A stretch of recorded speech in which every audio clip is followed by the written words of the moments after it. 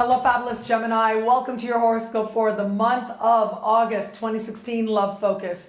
I am your astrologer, Nadiya Shah. Thank you for being here. What a beautiful month it is for you, or at least an important month, right? You will eventually get to the place where you believe it is beautiful in the context of love. It certainly has its beauty, but more than that, it has its truth, and there is beauty in truth.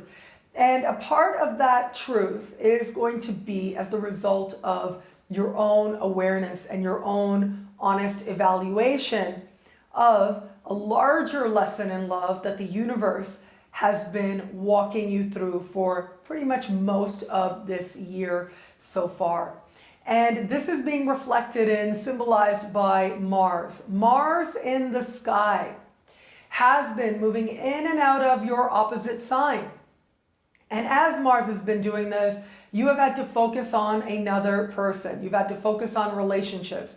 Focus on how much focus and energy does one other person need? Does one other person get? How much focus and energy should love require? Even just the pursuit of love require.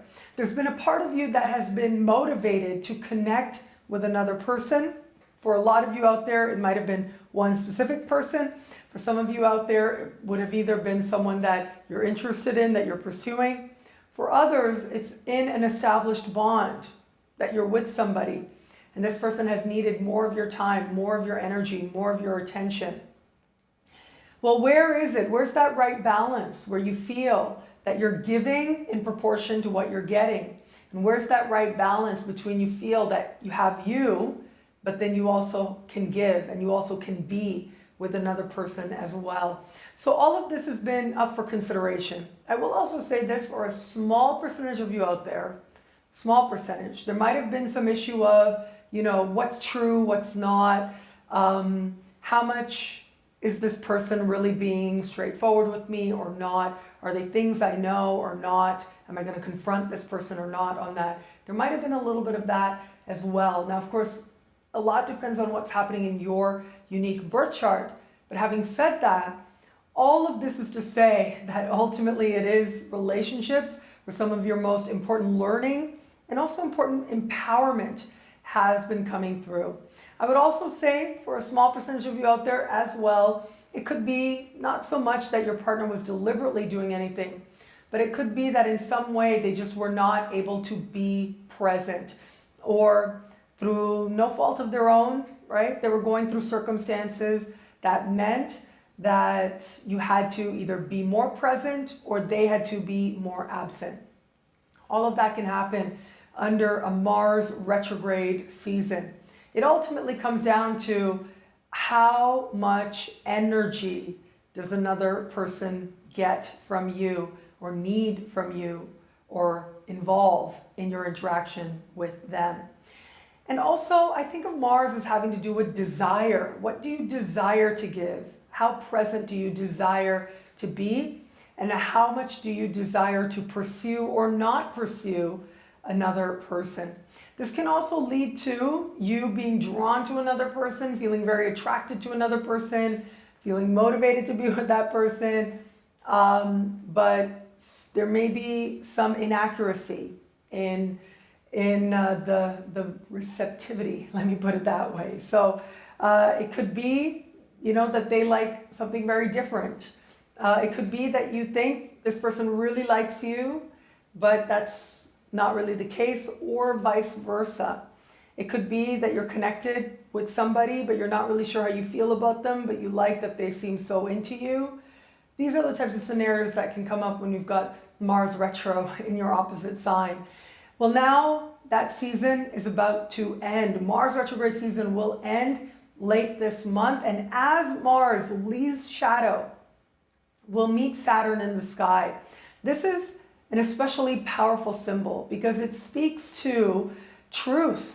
It speaks to awareness. It speaks to being very honest with ourselves.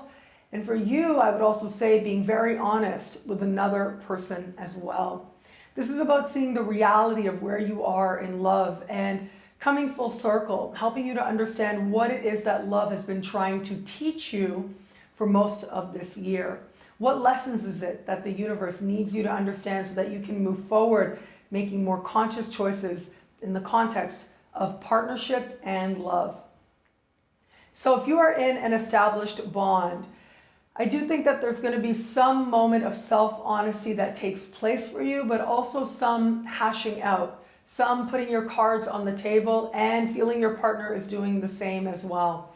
So there needs to be this sort of very open type of conversation, we could say. But more than that, I see this as really being honest with yourself about how you feel about this person. If they've been going through something, what's your opinion about it? How committed are you? How not committed are you? And what is it that you need to do for this relationship to either go into the future, to last, or not, to make that decision, to know for sure what it is that you desire to do. But this also can be seeing the true intentions of your partner as well. If you've been feeling that there's been a little bit of lack of clarity, a little bit of runaround, this is where the truth comes out. And like they say, the truth is liberating and healing as well.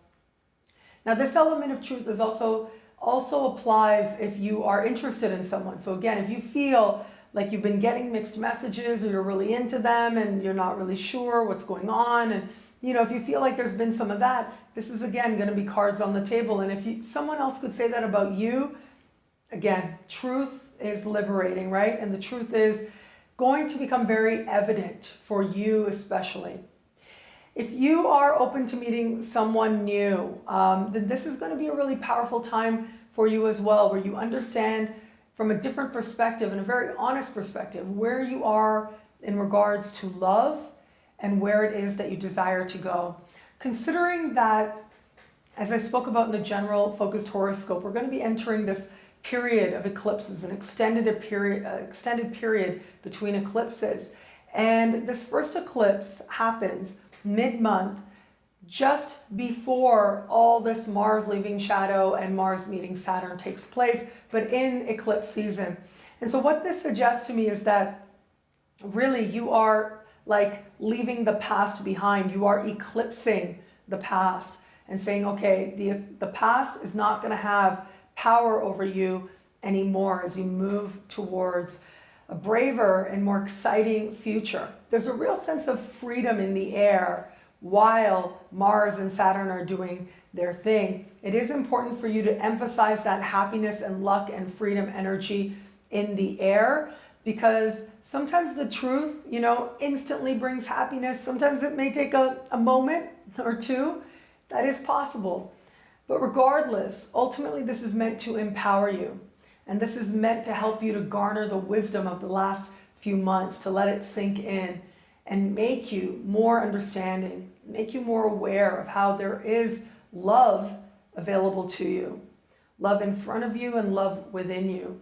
And with that appreciation, the universe cannot help but fill your life with more love.